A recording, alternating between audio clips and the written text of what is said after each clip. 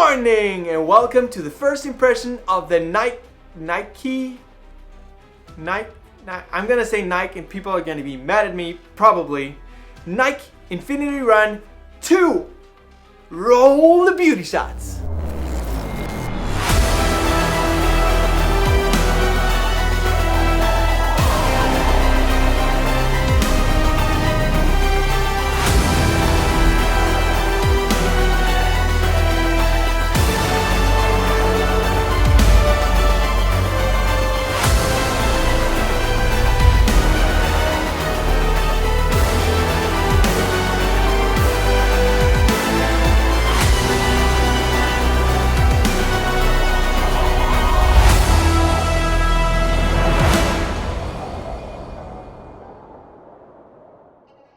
Before I go for a run, let's go into the specs.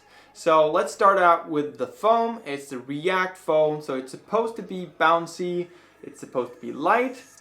It is a 33 to 24 millimeter stack height shoe, so that means 9 millimeters of drop. It has a normal amount of foam compared to the other shoes that I compare it to. This one is 310 grams in a US 10.5, so that means it's the exact same as the Ride 13, the Mizuno Rider Neo. It's a medium cushioned daily trainer. Fits right in, it's not super light at all, it's just a normal daily trainer. So, one of the things about this shoe is that it's supposed to be reducing the rate of injuries. And the only proof of that is comparing it to a Nike shoe. So it's better at preventing injury than the Nike Structure 22, but nothing else. So Nike has put in some kind of guide rail. It has a fairly stable heel and it has a really wide platform. Not really wide, because if you compare it to a Saucony Ride 13, it has the same wide platform on this one. Not in the heel though. This one is a little bit wider and a little bit bigger. Upper wise, it's fairly thin, but it's really harsh and stiff. So far, I'm not the biggest fan of the Flyknit upper. It feels really harsh and it doesn't feel soft when you put it on. The most important thing about the fit here when you put this shoe on is that you notice this spot. Because it's fairly wide here and here. It's really narrow right there. Like really narrow, so my feet are just hanging over the edge. So on my run today, I'm actually gonna run a little bit of a longer run. I'm gonna bring a different pair of shoes just in case because of this. Cause it's really narrow. Look at that compared to this. Looking forward to the run. Looking forward to showing you guys how it was. Hopefully it will last the entire time and I don't need to switch it up. Because I really want to try it out. I really want to try out a Nike shoe and see what they can offer compared to the other shoes on the market. It's going to be fun. It's going to be fun to check out. I can't wait. So let's go out and go for a run.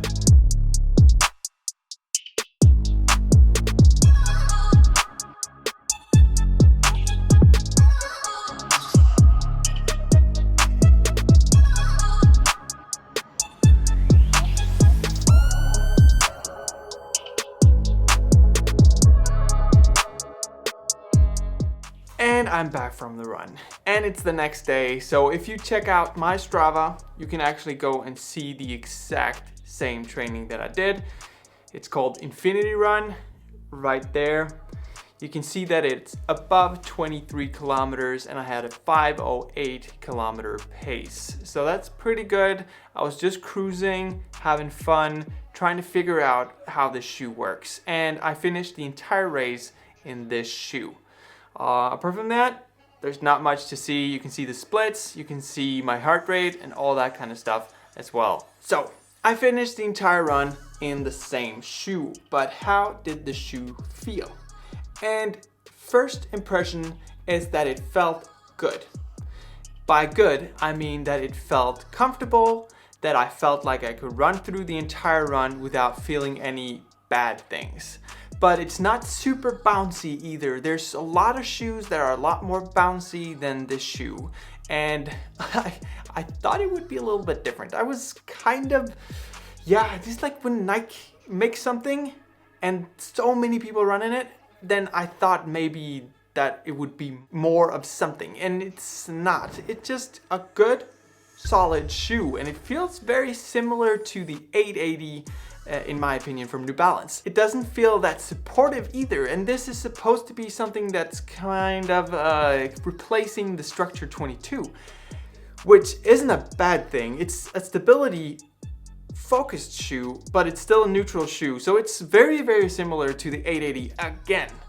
Very, very close, and I kind of like that because I like the 880. Now, it was a long run and I went slowly, so I didn't do any strides or I didn't do any tempo shifts at all, so I have no idea how this would feel if you run fast, and that's what I'm going to check out in the full review. I'm going to do a lot of different things in this shoe to check out how it actually would perform in different circumstances.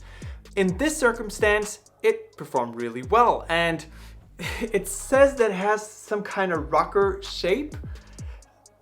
I don't notice that at all. It's kind of like a little bit here with that silly heel that's sticking out, and yeah, it's just a normal solid shoe. It's a lot of fancy words. It's doing a solid job. Outsole wise, I can't talk about it because it was slippery, it was snowy, it was wet, and the shoe was not good. But I can't actually do any comparison because it's the first time in like 2 years that it snowed in Denmark. So I can't do any comparisons in that regard. It just felt a little bit slippery. But I'm pretty sure it's gonna be a little bit better next time I run. And if I run in something a little bit more dry, a little bit less snow and that kind of stuff. First impression is it's not bouncy. It's not particularly fancy. It's not something that shouts, "Here I am." It's something that's just solid. That's the word. It's solid, it's comfortable, and it's okay. And I think it's the best thing I could say about this shoe, and it's a good thing. It's not something that you cry out about like, "Whoa, it's the best run of my life." It's not. It's something that's comfortable and solid.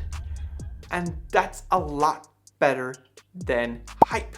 So I'm pretty happy about the first run. First impressions are it's solid. And that is a pretty good first impression because all those fancy shoes tend to have a lot of durability issues or stability issues and that kind of stuff. I actually enjoy this shoe for what it is. It's a solid daily trainer. So that's it for this video. If you liked it, please give it a thumbs up. If you're into these kind of running related videos, please consider subscribing because it will help me get more people to watch my videos. Anyways, have a great day, have a fantastic run, and I'll see you next time. Bye.